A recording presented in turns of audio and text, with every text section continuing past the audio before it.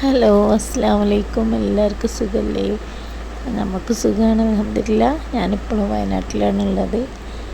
പിന്നെന്താ, നമ്മളെ സബ്സ്ക്രൈബർ ഇത് കാണുന്നുണ്ടെങ്കിൽ അവരോട് പറയാനുള്ളത്, നമ്മൾ ഇതുവരെ എത്തിച്ച എല്ലാ സബ്സ്ക്രൈബർക്കും ഒരുപാട് നന്ദിയുണ്ട് കേട്ടോ.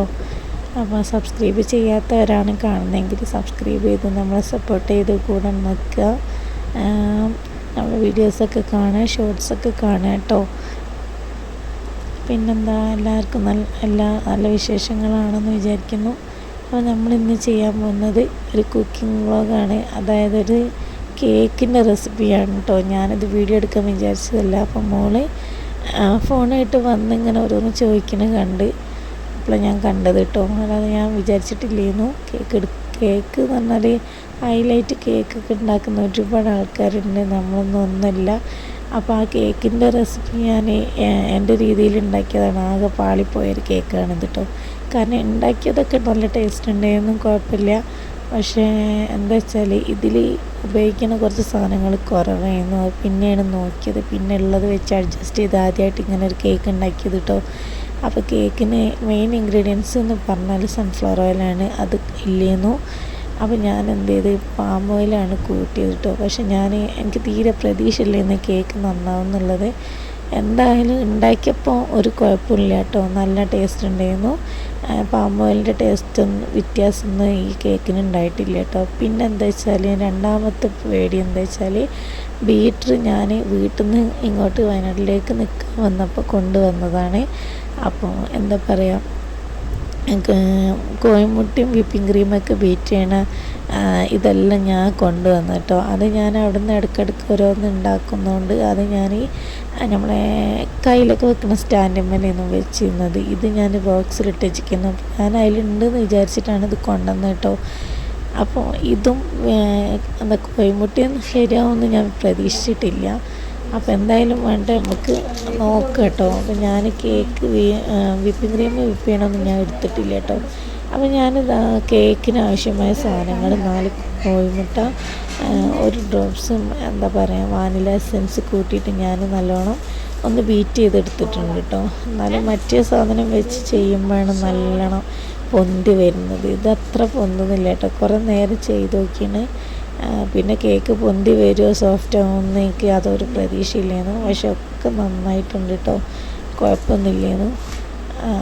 അപ്പോൾ ഇതാ ഞാൻ ഒരു ഗ്ലാസ് മൈദ നിറച്ചെടുത്തിട്ടുണ്ട്. അതിൽ ഞാൻ ഒരു സ്പൂണ് മൈദ മാറ്റിയിട്ട് എന്താ പറയുക, അതിലേക്ക് ഞാൻ 1 സ്പൂണ് ബേക്കിംഗ് പൗഡറും 1/4 ടീസ്പൂണ് ബേക്കിംഗ് സോഡ, പിന്നെ ഒരു നുള്ളി ഉപ്പിട്ടോ, പൊടി ഉപ്പാണ് ചേർത്തത്.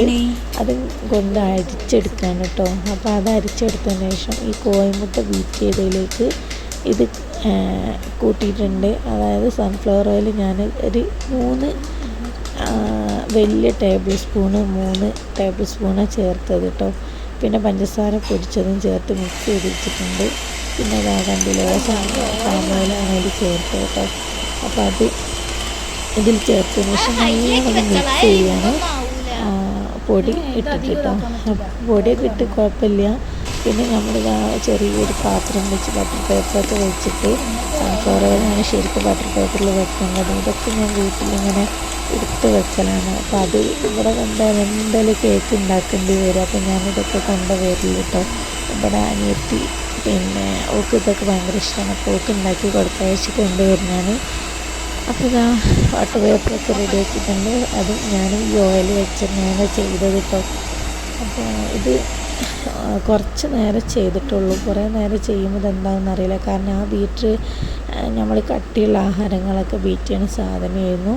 അപ്പോൾ ഞാനത് പാളിപ്പോയി വിചാരിച്ചിട്ട് എനിക്ക് തീരെ ഒരു സമാധാനമില്ല. എന്നിട്ട് കേക്ക് ഇത്രയും സാധനം വെച്ചുണ്ടാക്കിയിട്ട് നന്നാവുന്നുള്ള പേടിയുണ്ടായിരുന്നു.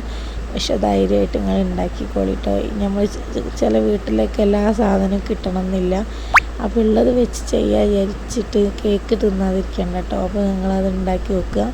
ഞാൻ ഉണ്ടാക്കി നോക്കിയിട്ട് എല്ലാവർക്കും ഇഷ്ടപ്പെട്ടിട്ടുണ്ട്. പിന്നെ നമ്മളെ വീട്ടിൽ വിരുന്നായിരുന്നപ്പോൾ ഞാൻ ഓൽക്കും കൊടുത്തിരുന്നു, ഓൾക്കൊക്കെ ഇഷ്ടപ്പെട്ടിട്ടുണ്ട് കേട്ടോ ഈ ഉണ്ടാക്കിയെന്നൊക്കെ ചോദിച്ച്. പിന്നെ വിപ്പിംഗ് ക്രീം നല്ലോണം വിപ്പാണില്ല കേട്ടോ, നല്ലോണം അത് ടൈറ്റായി നിൽക്കണില്ല, ലൂസ് തന്നെയായിരുന്നു. അപ്പോൾ ഞാൻ കുറച്ച് നേരം ഫ്രീസറിൽ വെച്ചിട്ടാണ് റെഡിയാക്കിയത്. 1/2 മണിക്കൂർ ഫ്രീസറിൽ വെച്ചപ്പോൾ ഒന്ന് ശരിയായി സെറ്റായിട്ടുണ്ട് കേട്ടോ. അപ്പോൾ ഇതാ ഞാൻ കുക്കറിൽ വെച്ച് അടച്ചിട്ട് 35 മിനിറ്റ് വെച്ചതിന് ശേഷം കേക്ക് റെഡി ആയിട്ടുണ്ട്. അപ്പം ഞാൻ അതൊന്നും എടുത്തിട്ടില്ല, ഞാൻ മോളോടൊന്ന് കാണിക്കണം. അപ്പോൾ ഓൾ നിർബന്ധിച്ചിട്ടാണ് ഇത് എടുത്തത് കേട്ടോ. അപ്പോൾ രാത്രി 12 മണിയാണ് കേട്ടോ ഇത് ഞാൻ ചെയ്തെടുത്തപ്പം രാവിലെ എടുക്കാം. അപ്പോൾ ഫ്രിഡ്ജിൽ വെച്ചിട്ട് രാവിലെ ആകുമ്പോൾ എടുക്കുമ്പോൾ കേക്ക് നല്ല ടേസ്റ്റ് ഉണ്ടാവും. ഇപ്പം ഇങ്ങനെ തന്നെ വെച്ചിട്ട് മക്കൾക്കൊന്നും തീരെ ക്ഷമയില്ല കേട്ടോ. കുഴപ്പമില്ല, നമുക്ക് രാവിലെ എടുക്കാം. നമുക്ക് പറഞ്ഞ് റെഡിയാക്കിയതിന് ശേഷം നമ്മൾ ഫ്രിഡ്ജിൽ വെച്ചിട്ട് പൊന്നു അതിൻ്റെ ഇടയിൽ കേക്ക് കണ്ടിട്ട് ഹാപ്പി ബർത്ത്ഡേ ടു എന്നൊക്കെ പറയുന്നുണ്ട് കേട്ടോ.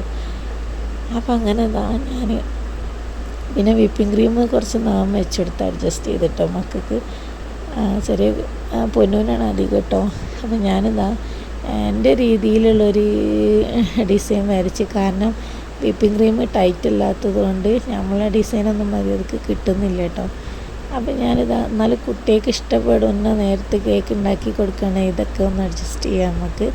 അപ്പോൾ ഇങ്ങനെയൊക്കെ ഉള്ള ആൾക്കാർ ഒരുപാട് ആൾക്കാരുണ്ടാവും. അപ്പോൾ ഇങ്ങനെയൊക്കെ ഒന്ന് ഉണ്ടാക്കി നോക്കുക.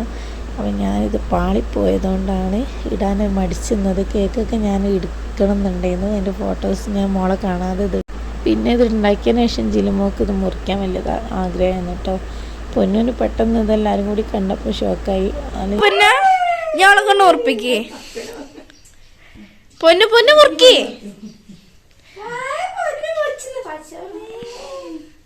പൊന്നു ആദ്യം ഷോക്കായി നിന്ന് പിന്നെ ജിനുമോള് മുറിച്ചപ്പെട്ടോ മുറിച്ചത്. അപ്പോൾ വീഡിയോ ഇത്രേ ഉള്ളൂ. ഇഷ്ടപ്പെട്ട ലൈക്ക് ചെയ്യുക, സബ്സ്ക്രൈബ് ചെയ്യുക. അസ്സലാമു അലൈക്കും.